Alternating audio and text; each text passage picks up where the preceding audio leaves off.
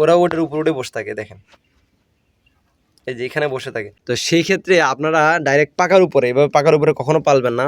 আচ্ছা, আমি এখানে পানি দিব, এখানে যতগুলো পানি ছিল সব শেষ করে ফেলছে। আর যদি পানিও না খায় তারপরে ওরা প্রস্রাব করে। আর আসসালামু আলাইকুম রহমতুল্লাহ, ওয়েলকাম করছি আনিসাগ্রো ফার্ম ফেসবুক পেজ এবং ইউটিউব চ্যানেল থেকে।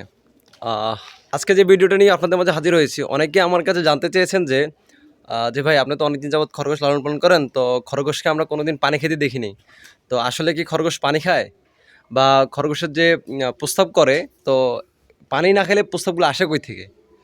তো আজকের ভিডিওতে আমি এই বিষয়টা নিয়ে আলোচনা করবো ইনশাল্লাহ। তো ভিডিওর সঙ্গে থাকুন, বিস্তারিত জানতে পারবেন। নামাজ বাদ দিও না বন্ধু, দুনিয়ার জীবন থেকে আখিরাত উত্তম। আহ, আলহামদুলিল্লাহ, আপনারা জানেন যে আমি কিছুদিন পূর্বে আমার খরগোশগুলো যেগুলো পূর্বে ছিল ওগুলো সবগুলো বিক্রি করে দিয়েছিলাম।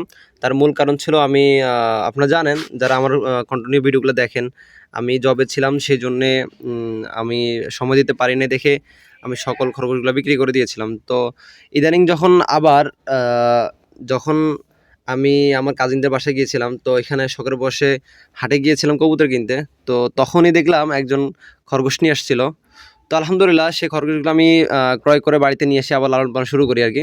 তো যাই হোক, যেটা মূল উদ্দেশ্য ছিল যে আসলে খরগোশ প্রস্রাব করে কই থেকে, যদি পানি না খায় তাহলে প্রস্রাব করে কই থেকে, আর খরগোশ পানি খেতে কখনো দেখে নাই, ঠিক আছে?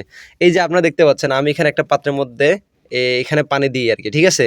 তো মূলত যেটা মূল কথা সেটা হলো খরগোশ পানি খায়, তবে শীতকালে তুলনামূলক অনেক কম খায়, ঠিক আছে? গরমকালে আলহামদুলিল্লাহ প্রচুর পরিমাণে পানি খায়, ঠিক আছে?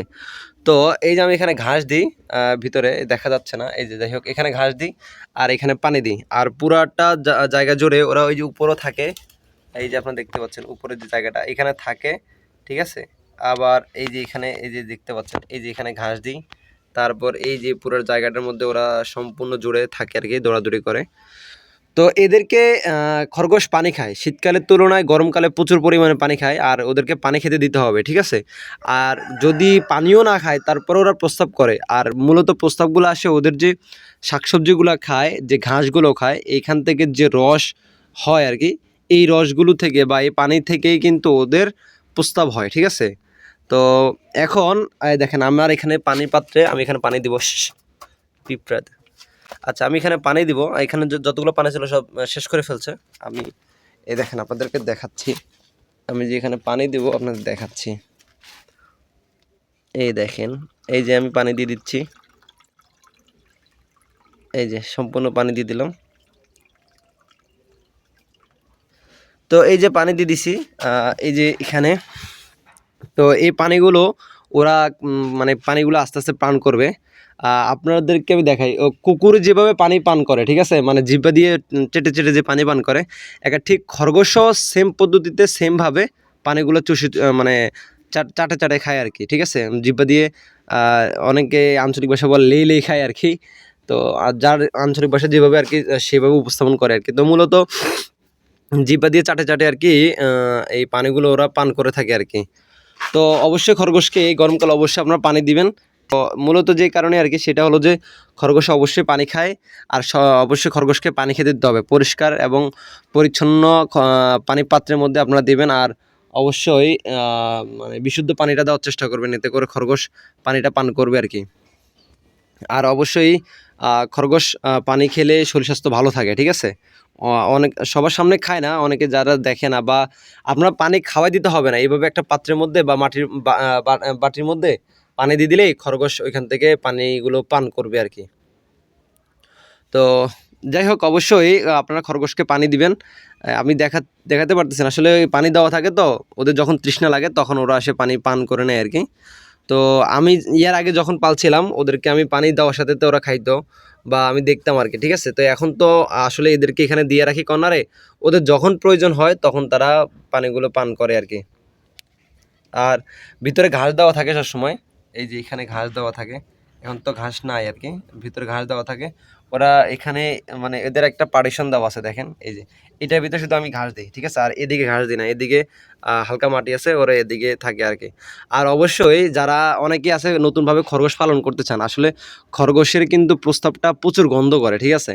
তো সেই ক্ষেত্রে আপনারা ডাইরেক্ট পাকার উপরে, এভাবে পাকার উপরে কখনো পালবেন না। হালকা মাটি বা বালু, তারপরে বালু দিয়ে তারপর আপনারা পালার চেষ্টা করবেন, না হলে কিন্তু প্রচুর পরিমাণে কিন্তু গন্ধ করবে, ঠিক আছে? মানে এত গন্ধ, বিশ্রী গন্ধ করবে যেটা মানে বলার মতো না, ঠিক আছে? আর যদি গন্ধ করে, এবং পাশাপাশি আরেকটা বিষয় হলো যে প্রস্রাব করার সাথে সাথে কিন্তু যদি ওইখানে হাঁটে, তাহলে কিন্তু ওদের এই যে সৌন্দর্যটা নষ্ট হয়ে যাবে। আর আলহামদুলিল্লাহ দেখেন আমারগুলো কালার দেখেন, এই যে একদম ফ্রেশ ফর্সা, দেখছেন? এই যে পাগুলো দেখেন, এই যে।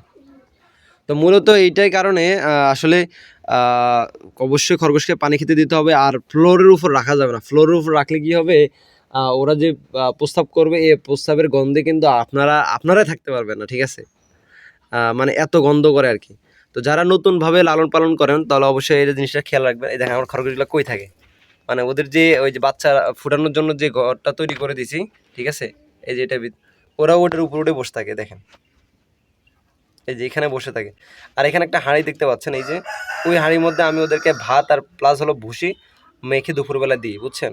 এই যে দুপুরে বা রাত্রেবেলা যখন প্রয়োজন, মানে দিনে একবার হলো ভুসি আর ভাত মেখে ওটার উপরে দিই, তখন ওইখান থেকে খাই ফেলায়। আর এখানে ঘাস দিই। আর সারাদিন এখানে কিন্তু ওরা রেস্ট করে, এই যে এটার উপরে দুজনে সুন্দর করে শুয়ে থাকে, রেস্ট করে, মানে বসে থাকে, মানে এটার উপরেই ওই যে ওইখানে কিন্তু অনেকটুকু জায়গা আছে, ওইখানে কিন্তু রেস্ট করে। তো যাই হোক আলহামদুলিল্লাহ, মূলত আমি এই ঘরটা বানাইছি, তাড়াহুড়ো করে বানাইছি এই জন্যে যাতে করে আমার বিড়ালটা এদেরকে আক্রমণ করতে না পারে। প্রচুর পরিমাণ আক্রমণ করে, সেই জন্য কিন্তু ওদেরকে আমি এইখানে মানে এটা সেট আপটা তৈরি করে দিচ্ছি আর কি। আজ এই পর্যন্ত, সব ভালো থাকবেন। আর আমার চ্যানেলের ভিডিওগুলো যদি আপনাদের ভালো লেগে থাকে অবশ্যই চ্যানেলটিকে সাবস্ক্রাইব করে পাশে থাকবেন। আসসালামু আলাইকুম ওয়া রাহমাতুল্লাহি ওয়া বারাকাতুহু।